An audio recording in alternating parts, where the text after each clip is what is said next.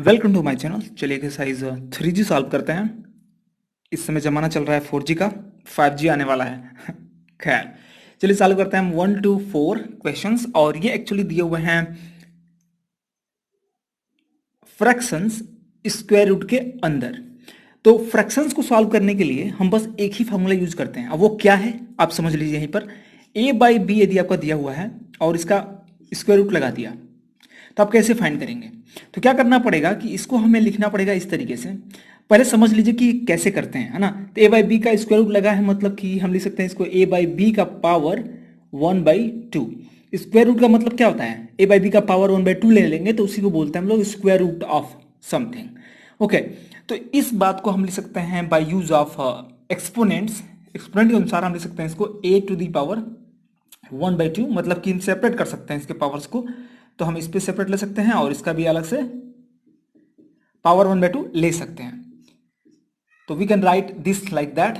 Okay, और उसके बाद हम यहां पर इसको लिख सकते हैं, इस बात को स्क्वायर रूट ऑफ a अपान यहां लिख सकते हैं स्क्वायर रूट ऑफ b। मतलब फाइनली हम इस बात को ऐसा कर सकते हैं। यदि ऐसा दिया रहेगा तो हम ऐसा लिख सकते हैं।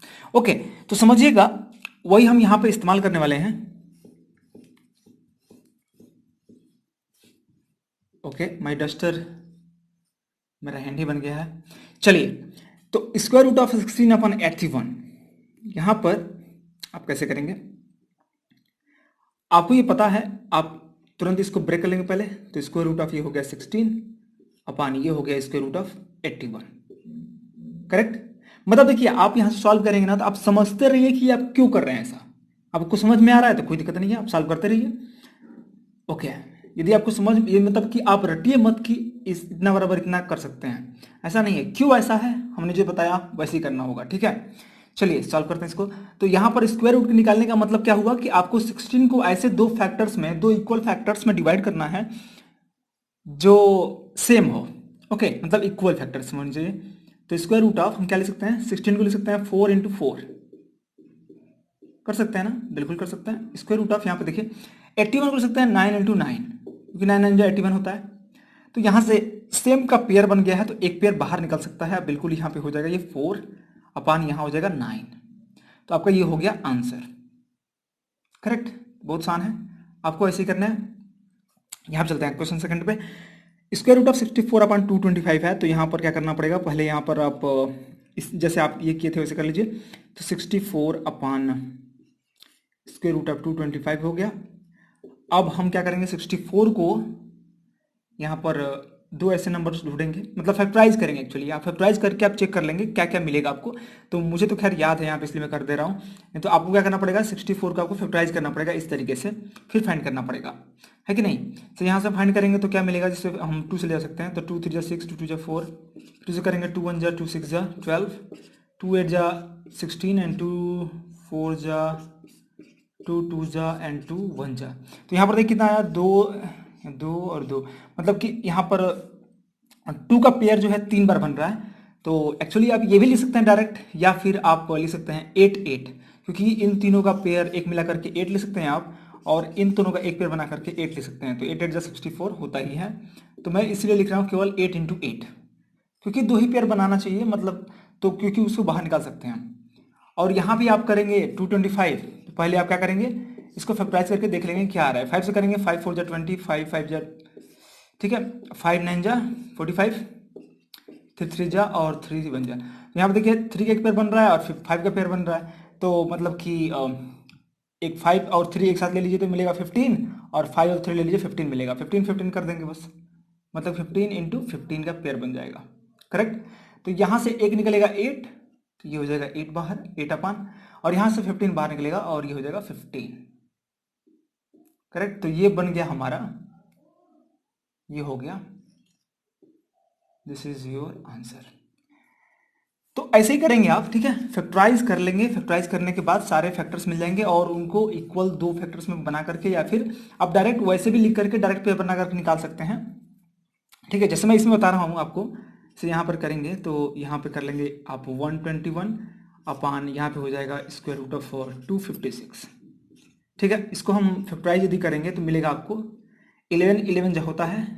ओके, तो यहाँ हो जाएगा 11 इंटू 11 अपान, यहाँ पे क्या हो जाएगा समझिएगा 256। तो इसको यदि हम करेंगे तो इसको हम फैक्टराइज करना पड़ेगा। चलिए यहाँ कर देते हैं 256, 2 1 2, 2 2 4 और 2 8 16, ठीक है 2 से करेंगे और 2 6 12, 1 2 4 8, 64 का पता ही है, ठीक है। तो हम क्या करेंगे 2 इंटू 2, जैसे यहाँ दो 2 हैं और 64 का क्या था, 64 का 8 और 8 था, मतलब कि हम इसको लिखेंगे 2 इंटू 2 इंटू 2, मैंने एक 8 का 3 2s, और इसको मिटाई देते हैं अब, और फिर से 2 इंटू 2 इंटू 2। तो ये जो एक्चुअली आया है ये एक्चुअली क्या है 256 ही है। तो ऐसा भी करके मैंने इन सभी क्वेश्चंस को आप ऐसा भी करके सॉल्व कर सकते हैं, ठीक है। तो इसमें बहुत सारे तरीके हैं। तो यहाँ से 11 का एक पेयर बनेगा तो 11 बाहर निकल जाएगा, अपन यहाँ से जितने पेयर बनेंगे उनको बाहर निकल कर मल्टीप्लाई कर दीजिए, मतलब यहाँ से 2 निकलेगा, 2 निकलेगा, 2 निकलेगा, 2 निकलेगा, मतलब 2 2 जा 4, 4 2 जा 8 और 8 2 जा 16, मतलब कि 11 अपन। ओके, तो क्वेश्चन 4 में देखिए आप, इसको हम लिख देंगे अब ऐसे, स्क्वायर रूट ऑफ 625 अपान यहाँ पे हो जाएगा स्क्वायर रूट ऑफ 729।